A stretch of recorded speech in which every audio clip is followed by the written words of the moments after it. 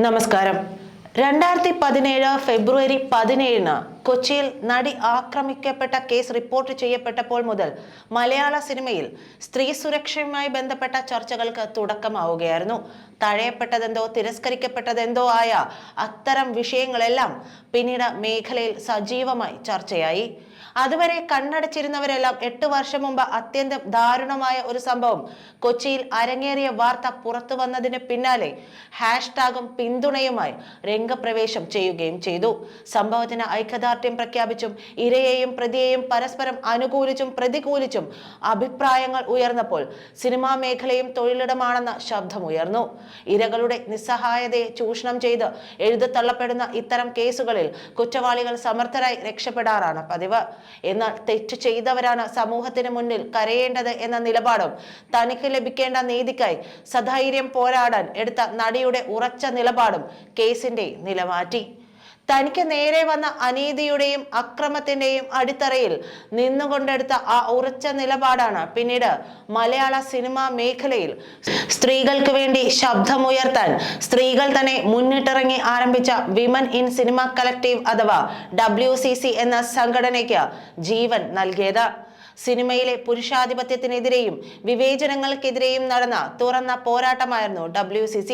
എല്ലാ ഇൻഡസ്ട്രികളിലെയും പോലെ പുരുഷന് മേൽക്കോയ്മയുള്ള മലയാളത്തിലും അവകാശങ്ങൾക്കായും ചെറുത്തു നിൽപ്പിനായും ആരംഭിച്ച ഈ നേതൃത്വത്തിന്റെ നിലനിൽപ്പ് ഒരു തുറന്ന പോരാട്ടമായിരുന്നു. അമ്മ പോലുള്ള സംഘടനകളെ പ്രതിരോധത്തിലാക്കിയ വനിതാ സംഘടനയുടെ നിലപാടുകൾ പല വിഗ്രഹങ്ങളെയും ഉടയ്ക്കാൻ പോകുന്നതായിരുന്നു. സംഘടനയുടെ വിപ്ലവകരമായ മുന്നേറ്റത്തിന്റെ ഫലമായി 2017 ജൂലൈയിൽ സിനിമാ മേഖലയിലെ സ്ത്രീകളുടെ തൊഴിൽ സാഹചര്യം പഠിക്കുന്നതിന് സർക്കാർ ഒരു കമ്മീഷനെ രൂപീകരിക്കുന്നു. ജസ്റ്റിസ് കെ ഹേമ അധ്യക്ഷയായി മുൻ ബ്യൂറോക്രാറ്റ് KB വത്സലകുമാരിയും മുതിർന്ന നടി ശാരദയും അംഗങ്ങളായ 3 അംഗ കമ്മീഷനായിരുന്നു അത്. 2 കൊല്ലത്തിന് ശേഷം 2019 ഡിസംബർ 31 മുഖ്യമന്ത്രി പിണറായി വിജയന് മുന്നിൽ 300 പേജുള്ള കമ്മീഷൻ റിപ്പോർട്ട് കമ്മിറ്റി കൈമാറി. റിപ്പോർട്ടിലെ കണ്ടെത്തലുകൾ തെളിയിക്കുന്നതിനുള്ള എല്ലാവിധ രേഖകളും മൊബൈൽ സ്ക്രീൻഷോട്ടുകളും ഓഡിയോ ക്ലിപ്പുകളും അടക്കമാണ് റിപ്പോർട്ട് സമർപ്പിച്ചത്. എന്നാൽ 5 വർഷത്തോളം റിപ്പോർട്ട് പുറം ലോകം കാണാതെ സർക്കാർ ഭദ്രമായി സൂക്ഷിച്ചു. പല പ്രമുഖരുടെയും മുഖംമൂടി അഴിഞ്ഞു വീഴാതിരിക്കാൻ എന്നോണം റിപ്പോർട്ട് ആരും ആരെയും കാണിച്ചില്ല. സ്ത്രീ പുരുഷ അഭിനേതാക്കൾ, നിർമ്മാതാക്കൾ, സംവിധായകർ, സാങ്കേതിക വിദഗ്ധർ എന്നിവരുൾപ്പെടെ ചലച്ചിത്ര രംഗത്ത് സജീവമായുള്ള നിരവധി ആളുകളുമായി ജസ്റ്റിസ് ഹേമ കമ്മീഷൻ അഭിമുഖം നടത്തി.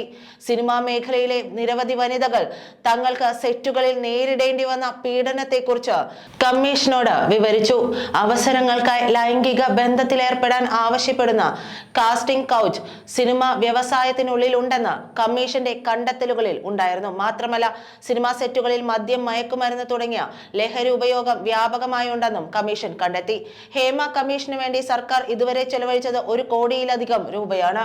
മലയാള സിനിമയിൽ സെക്സ് റാക്കറ്റ് ഉണ്ടെന്നും അതുമായി ബന്ധപ്പെട്ട കാര്യങ്ങൾ ഹേമ കമ്മീഷനിൽ മൊഴി നൽകിയിട്ടുണ്ടെന്നുമുള്ള റിപ്പോർട്ട് പുറത്തു വരാത്തത് പ്രമുഖരുടെ പേരുകൾ റിപ്പോർട്ടിൽ ഉൾപ്പെടുന്നത് കൊണ്ടാണെന്ന് നടി പാർവതി തിരുവോത്ത് ഒരു ചാനൽ ചർച്ചയിൽ നേരത്തെ പറയുകയുണ്ടായി. എന്തുകൊണ്ടാണ് റിപ്പോർട്ട് പുറത്തുവിടാൻ സർക്കാരിന് ഇത്ര മടി? 5 വർഷത്തോളമായി പൂഴ്ത്തിവെച്ച റിപ്പോർട്ട് പൊടി തട്ടി പുറത്തിറക്കുമ്പോൾ 2019 മുതൽ 24 വരെ നീണ്ട കാത്തിരിപ്പ് ഏറെ പ്രതീക്ഷ നൽകുന്നതാണ്. സ്വകാര്യതയ്ക്ക് നിയമം നൽകുന്ന ബഹുമാനം മുതലെടുത്തുകൊണ്ട് 300 പേജുള്ള റിപ്പോർട്ടിൽ നിന്ന് പ്രധാനപ്പെട്ട 20 പേജുകൾ ഒഴിവാക്കി വ്യക്തികളെ തിരിച്ചറിയുന്നതും സ്വകാര്യത ലംഘിക്കുന്നതുമായ ഭാഗങ്ങൾ നീക്കം ചെയ്തുമാണ് റിപ്പോർട്ട് വെളിച്ചം കാണിക്കുന്നത്. എന്നാൽ റിപ്പോർട്ട് പുറത്തുവിടാൻ മിനിറ്റുകൾ മാത്രം ശേഷിക്കെയാണ് ഹൈക്കോടതി ഇടക്കാല സ്റ്റേ.